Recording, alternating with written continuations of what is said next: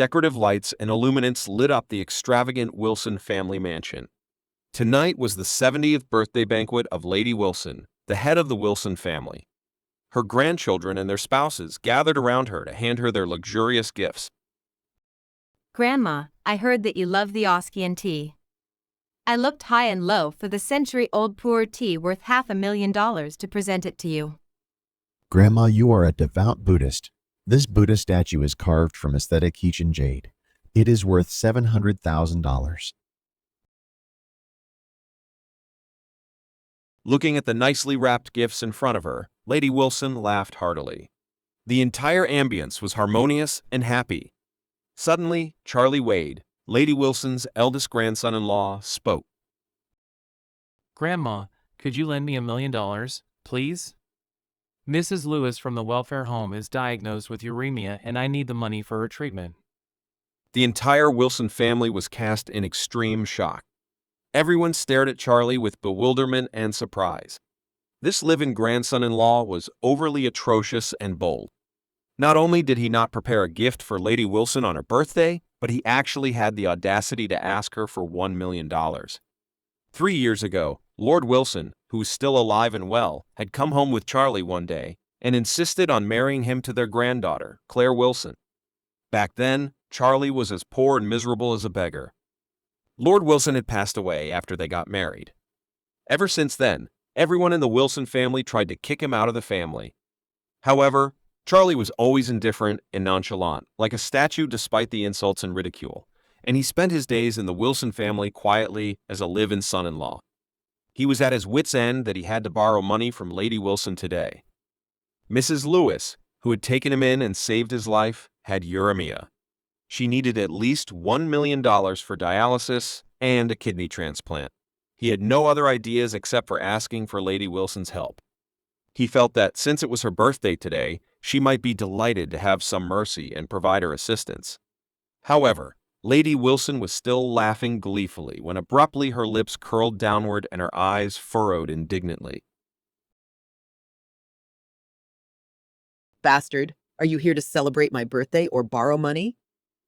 Claire hurried forward and said, Grandma, Charlie is not thinking straight. Please forgive him.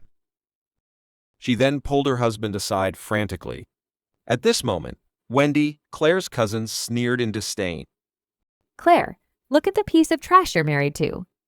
Gerald is only my fiancé, and we haven't even gotten married yet, but he gifted Grandma the Jade Buddha.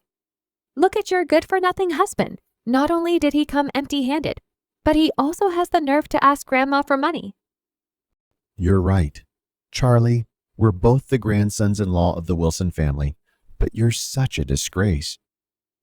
The man who was talking was Gerald White, Wendy's fiancé, who was also the son of the wealthy family in town. Although Gerald was about to marry Wendy, in his eyes, Claire was so much more beautiful and elegant, and his fiancée, Claire Wilson, was the famous goddess of beauty in Aras Hill. But Gerald was very frustrated and irritated when such a beauty got married to a loser. It's best for this useless loser to get out of the Wilson family now. Yes. He is such a disgrace to our family. Perhaps his intention is not to borrow money, but to spoil the joyful ambience of Grandma's birthday instead. Charlie clenched his fists tightly as the entire Wilson family was humiliating and ridiculing them. If it wasn't for the sake of the urgency, he would have left this annoying place. However, his father's words echoed in his head. He had taught him to be grateful for the help he received and to return the favor tenfold. Hence, he suppressed the fury and humiliation slowly building within him and said to Lady Wilson, Grandma, whoever saves one life saves the world entirely. Please, I beg for your mercy.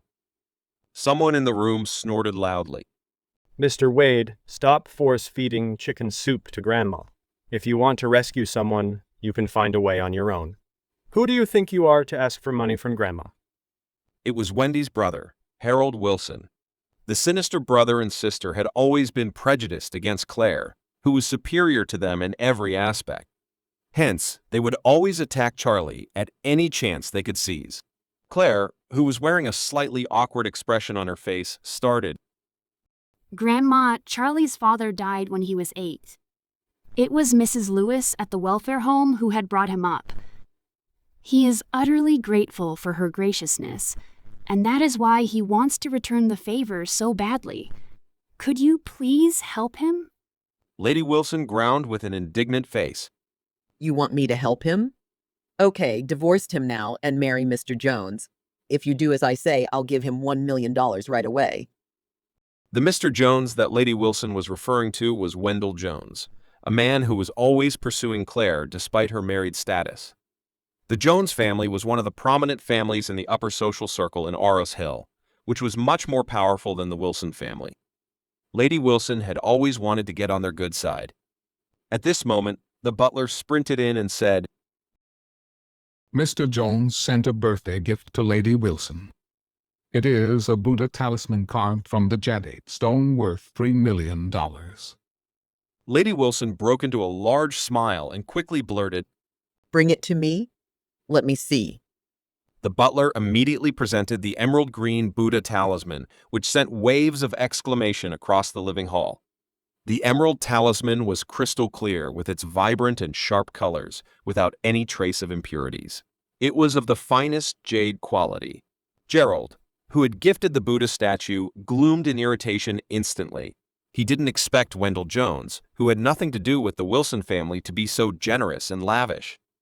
Lady Wilson caressed the talisman cheerfully and said, Oh, Mr. Jones is so sensible. It would be a sweet dream come true if he were my grandson-in-law. Then she lifted her gaze at Claire and asked, So, how's that? Do you want to consider my terms and conditions? Claire shook her head decidedly. No, Grandma. I will never divorce Charlie. A dark, stormy cloud instantly hovered beneath Lady Wilson's eyes. She shouted angrily, You ungrateful thing. What good is that loser? Why do you want to waste your time on him? Kick that loser out of my house. He is not allowed at my birthday banquet. I don't want to see his face. Charlie heaved a sigh of dismay and regret. He didn't want to stay with the Wilson family anymore, so he said to Claire, Claire, I am going to the hospital to visit Mrs. Lewis. Claire said quickly. I'll go with you. Lady Wilson shouted again. If you leave now, you're no longer my granddaughter. You can take your mom, your dad, and that loser and get out of the Wilson family. Claire stared at her grandmother. She did not expect to hear such a harsh coming from her. Charlie interjected, You stay here. Don't worry about me. Before Claire could compose herself from the trance, he turned and left. Harold laughed behind him. Hey, my dear Charlie, if you leave with an empty stomach, will you go on the streets and beg for food? If you do so, you'll tarnish our family name. Here, I have $1. You can buy a bun or something to eat.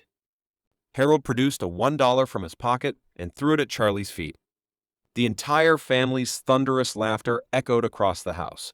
Charlie gritted his teeth in annoyance and left the house without looking back. When Charlie arrived at the hospital, he immediately went to the cashier department to try to negotiate an extension of payment for another 2 days. However, when he approached the nurses, he was informed that overnight, Mrs. Lewis had been transferred to Fairview Hospital, Eastcliff's top hospital, for treatment. Charlie gasped in shock and quickly asked, How much does it cost? I'll find a way to settle it. The nurse said, The bill is $3 million in total. $1 million has already been paid. The remaining $2 million needs to be settled within a week. Who covered the $1 million? The nurse shook his head. I have no idea. Charlie frowned in confusion. Just as he turned around to figure it out, a man of about 50 years of age in a black suit with gray hair was standing behind him. They exchanged glances, and the man bowed before him and said, Young master, we've finally found you. Sorry for all the troubles and misery you've suffered for all these years. Charlie furrowed and asked coldly, as if he was a completely different person. Are you Stephen Thompson? The man gasped in surprise. Young master, you still remember me. Charlie startled slightly and murmured, Of course I do. I remember each and every one of you. You forcibly drove my mom and dad out of Eastcliff along with me, and we fled the city. My parents died along the way and I became an orphan. What do you want from me now? Stephen grimaced sorrowfully and said, Young master, Lord Wade was very sad when he learned about your father's death. He never stopped looking for you. Come, let's go home and meet him. Charlie said coldly. Just go. I don't want to see him. Stephen said, Young master, are you still mad at your grandfather? Of course. Charlie said loudly. I'll never forgive him in my entire life. Stephen sighed dejectedly. Before I came here, the master did say that you will not forgive him. Good. Luckily, he still has some sense in him. Stephen continued. Lord Wade knows that you've had a hard life for so many years, and he's asking me to compensate you if you don't want to go home. He will buy the largest company in Oris Hill and give it to you. Besides, here, take this card. The PIN number is your birthday. Stephen handed over the premium black card from Citibank. Young master, there are only 5 of such cards in the country.